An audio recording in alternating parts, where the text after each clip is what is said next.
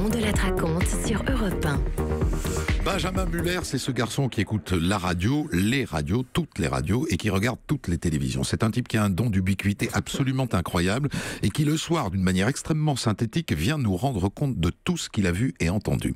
Bonjour mon cher Benjamin. Bonsoir Christophe, bonsoir à tous. Alors, qu'est-ce que ça donne aujourd'hui ? Écoutez, beaucoup d'optimisme aujourd'hui un peu partout et surtout des appels à l'optimisme. Oui, parfois les choses vont bien dans ce pays et on peut le dire, et aujourd'hui ils ont été nombreux à passer ce message. Par exemple, le journaliste Patrick Chen, soigné l'an dernier pour un cancer, il fait une déclaration d'amour au service de santé français sur le site Brut. Vous sortez d'une hospitalisation de 15 jours qui coûte 2 000 € par jour, vous allez à la caisse, vous donnez votre carte vitale, vous préparez votre carte bleue parce que vous avez l'habitude, et là on vous dit non, c'est ok. Et là, vous vous dites, il y a quand même un truc dans ce pays, quoi. Donc, si on pouvait juste être conscient de ça. Il faut continuer à être à l'heure, les Français. Il faut râler contre ce qui ne va pas, bien sûr. Mais quand ça va bien, il faudrait peut-être le dire un peu. Et oui, il faut savoir le dire. Alors, le sujet est différent, mais le propos est le même pour l'acteur François Berléand dans C'est à vous sur France 5. On critique Macron en France, alors qu'à l'étranger, tout le monde nous l'envie. Moi, tout va très bien avec Emmanuel Macron. Il fait le travail. Je nous appelle maintenant les panous, les Français. Les panous. Vous savez, c'est-à-dire que tout le monde est conscient qu'il y a des réformes à faire. Les panous. Les panous. Les panous, j'aime bien la formule. Lui n'est pas un panou, bien au contraire. Jean-Michel Blanquer, ministre de l'Éducation nationale, ici sur CNews, il n'a jamais vu la France être aussi optimiste. Je pense que Emmanuel Macron a ouvert des pistes extrêmement intéressantes hier. De toute ma vie, je n'ai jamais vu cet optimisme français. Si on se reporte ne serait-ce qu'il y a quelques mois, ce qui est incroyable, c'est que la France est devenue le pays que l'on regarde, le pays d'où viennent les bonnes nouvelles dans un monde où il n'y en a pas beaucoup. Alors vous avez vu, Blanquer utilise des superlatifs pour qualifier la situation française. Or, utiliser un superlatif, ce n'est pas neutre en termes de communication. C'est pas moi qui le dis, j'y connais rien, c'est ce monsieur, expert en tout, dans l'émission de Pascal Praud sur CNews. C'est contre-productif, Pascal, en termes de communication. Les études ont montré que l'utilisation de superlatifs, et notamment de superlatifs enchaînés exactement comme le fait ici Jean-Michel Blanquer, ne font qu'attirer l'attention des auditeurs sur le fait qu'il y a peut-être quelque chose à cacher, ou que peut-être c'est un peu trop beau pour être vrai. Ah, c'est carrément les études qui disent ça. J'en mangerai un tous les matins au réveil, moi, un communicant. Maintenant, on peut dire ce qu'on veut à la télé, il suffit de dire oui, les études disent que, et tapis rouge. Nouvel exemple, alors, cher monsieur le communicant, à la place de Blanquer, vous diriez quoi, vous, pour marquer votre enthousiasme là-dessus ? Il n'y a pas d'études quand même, hein ? Les études montrent qu'en fait, le superlatif, il en faut un seul au début de l'intervention. Ok, merci beaucoup monsieur, bonne soirée. Un dernier qui a le moral... Je vais me le manger demain matin, avec un peu de sucre. Au petit-déj, tout va bien. Un dernier qui a le moral, c'est le ministre de l'Intérieur, Gérard Collomb, qui était ce matin chez Patrick Cohen sur Europe 1. Patrick Cohen qui lui signale que les policiers se plaignent de la vétusté des équipements dans la police. Réponse à la cool, détendue de Gégé Collomb. Nous avons mis quelques dizaines de millions d'euros à la libre disposition des préfets pour qu'ils puissent mettre le petit coup de peinture qui va bien. Et voilà, on a mis le petit budget qui va bien. On se détend, tout va bien. Bon, on en vient au pipotage de la semaine. Ah, il est pas mal ce pipotage, révélé par Libération. Dans son émission de ce week-end sur CNews, la chroniqueuse d'Ardisson, Raquel Garrido, membre de la France Insoumise, a commenté la manif de la veille, samedi, sauf que problème, cette émission avait été enregistrée jeudi, soit avant la manif.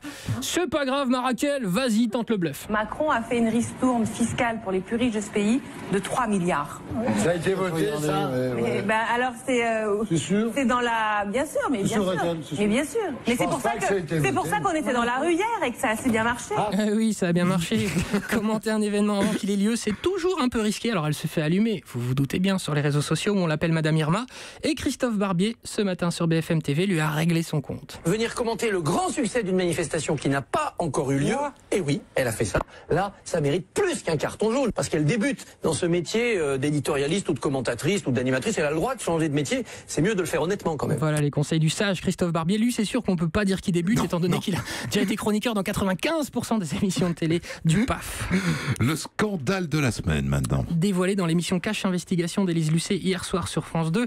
Enquête sur les méthodes de management, notamment dans les supermarchés Lidl, avec cet enregistrement d'une violence inouïe d'un directeur régional qui promet la misère à un de ses directeurs de magasin. Évidemment, il ne sait pas qu'il est enregistré. Si je viens, le magasin il est mal tenu. Je te promets que toi et moi, toutes les semaines on se verra. Et le magasin ça va être à feu et à sang. Il y a pas de 3 mois ça va être à feu et à sang. Je vais te convoquer à longueur de semaine. Oui, il n'y a pas de souci. Tu vas perdre 1 à 2 semaines de salaire par mois parce que je te mettrai 6 jours de mise à pied à longueur de temps. Et tu vas mourir. Et après tu iras au prud'homme. Et les prud'hommes ça va durer 5 ans. Les tribunaux je connais par cœur. J'ai plus d'avocats que toi. Et tu vas mourir. Tu veux jouer à ça?